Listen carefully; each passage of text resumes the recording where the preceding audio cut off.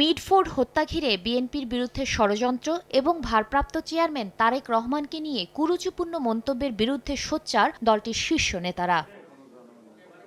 সোমবার সকালে গুলশানে দলের চেয়ারপারসনের কার্যালয়ে সংবাদ সম্মেলন করেন মহাসচিব মির্জা ফখরুল ইসলাম আলমগীর। উপস্থিত ছিলেন স্থায়ী কমিটির সদস্যরা। হত্যাকাণ্ডকে রাজনৈতিক স্বার্থ সিদ্ধির জন্য ব্যবহার করে নির্বাচনের পরিবেশকে বিঘ্নিত করার পরিকল্পনা কিনা এমন সন্দেহ প্রকাশ করেন মির্জা ফখরুল। এই হত্যাকাণ্ডের ঘটনা কোনো রাজনৈতিক স্বার্থ সিদ্ধির জন্য ব্যবহার হচ্ছে কিনা এবং এর মাধ্যমে আসন্ন জাতীয় নির্বাচনের পরিবেশকে বিঘ্নিত করার জন্য বিশেষ কোনো মহলের প্ররোচনায় এই ধরনের ঘটনাকে অজুহাত হিসেবে ব্যবহার করা হচ্ছে কিনা এ নিয়ে সন্দেহ করবার যথেষ্ট অবকাশ রয়েছে।